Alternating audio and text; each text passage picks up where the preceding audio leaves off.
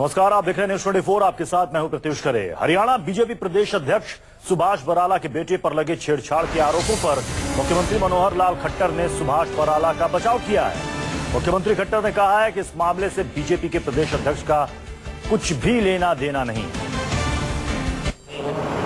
Individual घटना है, जिस किसी की घटना होगी उसके खिलाफ कार्रवाई होगी। ये मेरा ऑफिशियल स्टैंड कल भी यही था, आज भी यही है। इसके बाद इस विषय पर नो क्वेश्चन नो आंसर। इस मामले में बाकी नेताओं की ओर से क्या प्रतिक्रियाएं सामने आ रही हैं, वो भी आपको सुनवाते हैं। जनता को नैतिकता का पाठ पढ़ाने वाले आज अपनी नैतिकता पे जवाब देने से बच रहे हैं। जिस तरह से सुभाष बराला जी के बेटे का ये मामला हुआ, ये उनके परिवार में हालांकि कोई पहला मामला नहीं है। आपको याद होगा, इससे पहले उनके भतीजे के साथ ने ऐसे ही एक कांड किया था।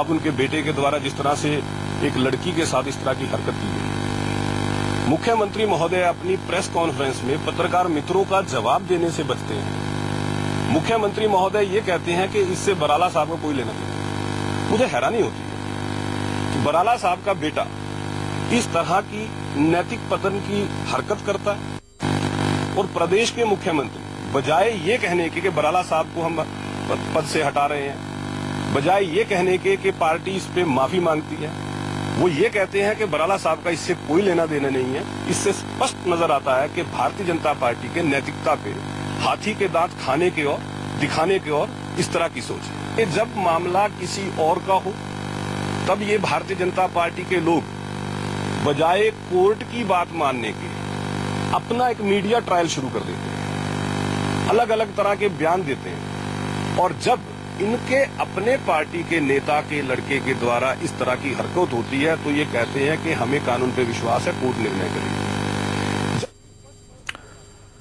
तो आपने सुना, मुख्यमंत्री खट्टर ये कह रहे हैं कि इस मामले से बीजेपी के प्रदेश अध्यक्ष का कुछ भी लेना देना नहीं है। चंडीगढ़ में लड़की से छेड़छाड़ का मामला है जिसमें बीजेपी के प्रदेश अध्यक्ष के बेटे पर आरोप है। गिरफ्तारी भी हुई लेकिन वो जमानत पर छूट गया, धाराएं हल्की कर दी गई।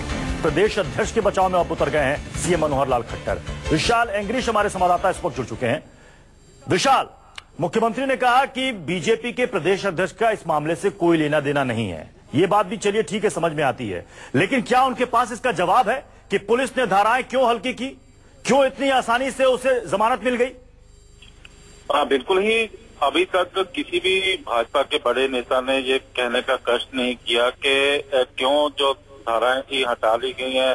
लेकिन जिस तरह से हिसार में मुख्यमंत्री मनोहर लाल खट्टर ने कहा है कि सभी जो वहां पर प्रेस कॉन्फ्रेंस चल रही थी तो सभी लोगों को उन्होंने कहा कि आपका सवाल बताएं, आप बताएं, और सभी के सवालों का एक जवाब दे दिया कि सुभाष बराला की किसी भी तरह से कोई शमूलियत नहीं है। और उसके बाद बोल दिया गया कि नो क्वेश्चन नो आंसर, जिससे आप अंदाजा लगा सकते हैं कि सरकार इस मामले को लेके कितनी गंभीर दिखाई दे रही है। विशाल, मनोहर लाल खट्टर ये कह रहे हैं कि हमें पर पूरा भरोसा है, तो उन्हीं की पुलिस ने पहले गंभीर धाराएं लगाई, उन्हीं की पुलिस ने, जिनको कह रहे हैं कि वो हर मामले को लेकर संजीदा है, उसी संजीदा पुलिस ने ये धाराएं लगाई, तो फिर बाद में धाराएं हटाई क्यों? बिल्कुल ही। कहीं ना कहीं जिस तरह से चर्चाएं भी चल रही हैं कि ऊपर का प्रेशर हो सकता है, क्योंकि जिस तरह से डीएसपी ने 3 बार प्रेस कॉन्फ्रेंस अलग अलग की और तीनों बार अलग अलग उन्होंने सवालों के जवाब भी दिए और अलग अलग धाराओं का ब्यौरा भी दिया। तो विशाल, जिस तरीके से ये पूरा मामला सामने आया है, सब कुछ साफ नजर आ रहा है कि कैसे रसूख का इस्तेमाल हुआ है, विपक्ष का दबाव भी है। क्या लगता है कि वापस वो धाराएं पुलिस इस आरोपी के खिलाफ लगाएगी? फिलहाल अभी पुलिस कुछ भी कहने से बच रही है। हमने लगातार ही यहाँ के एसएसपी से भी संपर्क करने की कोशिश की, एडीजीपी हैं उनसे भी बातचीत करने की कोशिश की, लेकिन कोई भी कैमरे के सामने आने से तैयार ही नहीं हो रहा। लेकिन इस तरह लग रहा है कि पुलिस के ऊपर कहीं ना कहीं प्रेशर दिखाई दे रहा है। बहुत बहुत शुक्रिया विशाल इस अपडेट के लिए। दर्शकों को सुनाते हैं इस मामले में अन्य पार्टियों की क्या प्रतिक्रियाएं सामने आ रही हैं।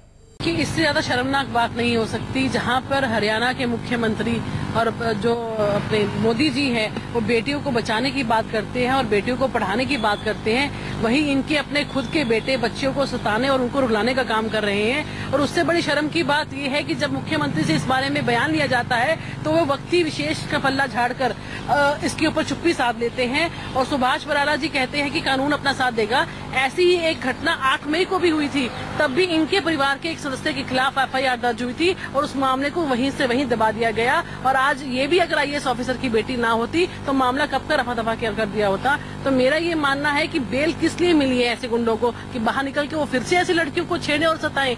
तो मैं ये मानती हूँ कि सुभाष बराला जी को नैतिकता के आधार पर अपने पद से इस्तीफा देना चाहिए। वो एक प्रदेश अध्यक्ष हैं, बड़ी पोस्ट पर बैठे हैं। अगर उनका खुद का बेटा अगर ऐसी हरकत करता है तो इससे बड़ी शर्म की बात नहीं हो सकती। और सुभाष बराला जी किस मुंह से बेटियों को बचाने की बात करेंगे और किस मुंह से बेटियों को पढ़ाने की बात करेंगे जब उनका बेटा खुद ही अपने कंट्रोल में नहीं है। और आप हैरानी की बात मानिए कि वो लड़की जब ये बयान दे रही है तो ये कहकर रफा दफा किया जा रहा है कि वो खुद नहीं था, उसका दोस्त कर रहा था। तो आप ये देखिए कि इससे बड़ा शर्मनाक हादसा इस प्रदेश के अंदर हो नहीं सकता। आज